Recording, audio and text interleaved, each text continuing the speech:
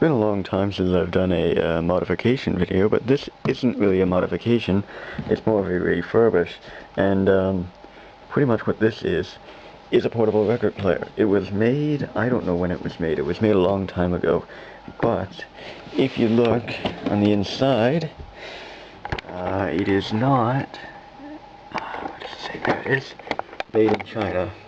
So it's old enough that it is made in Canada. It's not made in China. It's quite interesting, I'd have to say.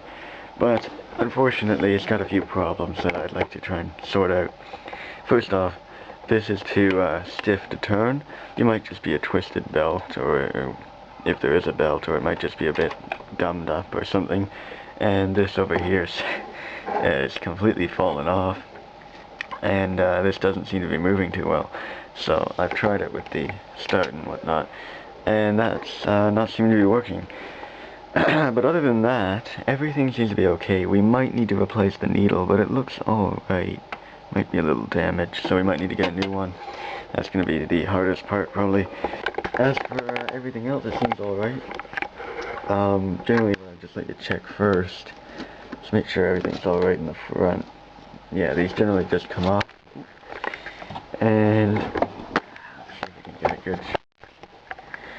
So the circuit board seems alright. I just took a look at this just a second ago, and everything seems alright. You may notice that transistor is missing a pin, but I think it's on purpose because there's no other point on here for it to go.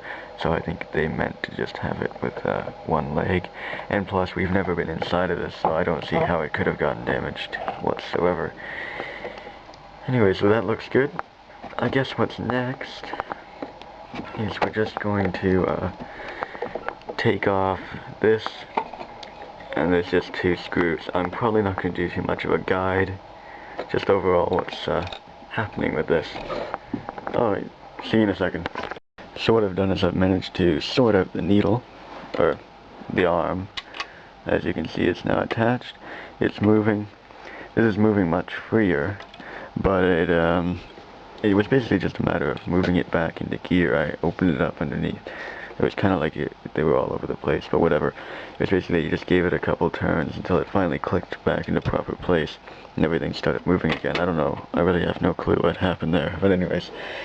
Now it's still running a little slow, which you're about to hear, and I'm thinking that it's just, again, a little gummed up. Here is a sample.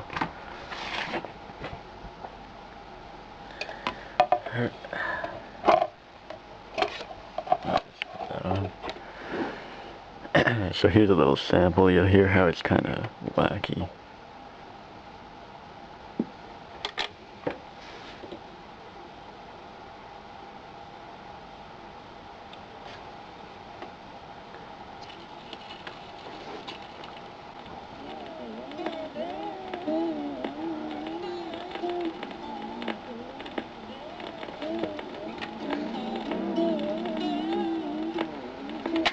Quite horrible. So now what I'm going to do is take off the actual disc itself. So I've taken off this little bracket and I've just put it there. And we're going to try to do that. Alright, so here's what I've taken off the platter, and it was very difficult to take off. As you might have noticed, I had to cut because it's very, very gummy up in here. You can see it, and it's a bit of a surface, and it doesn't really turn very well, and I think that's the biggest problem. So what I'm going to do is I'm going to take some sandpaper. I'm just going to go along it and clean it up and so on and so forth. Now over here I'm just going to quickly explain for anyone who really cares. How this works is it just, this is basically called the idler or something along those lines, and basically this adjusts the speed. It switches up or down on where the motor is here, this spindle here. And the larger it gets, the faster it gets. So the top one's the slowest, and then the middle one being 45, and the last one being the actual motor, like the last one, is 78. So if I start it, you'll see that it brings it close to it, and when it touches it, it moves like that. And if I go to adjust the speed, it gears out and then lowers it down to 45, which is the next level. It brings it in and there, it's spinning faster. And then if I bring it to 78, brings it even faster, and that's touching the actual like speed of the motor. And how this would work is this would come in contact with the outer side of the platter that sits on top, and this spins it. So anyways, I'm just gonna sand this down because that seems to be holding it back, and we'll see how that does.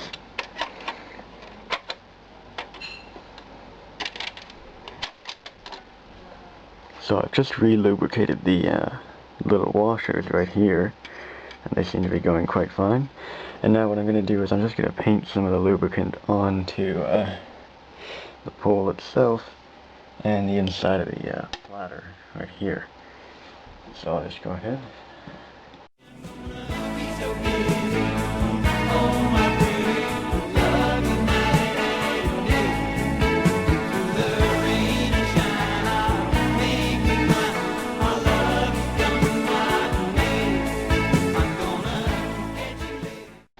And I think that's pretty good, so I'm just going to go test it, and so on and so forth. In the middle of investigation, I break down. Out of college, money spent, see no future, pay no rent, all the money's gone nowhere. So as you can see, it seems to be working fairly well. It might be running a little bit fast, I've heard, but doesn't seem that noticeable to me. So I think all that's really left is maybe in the future we'll upgrade the speaker, but for now that's beyond what we wanted to do.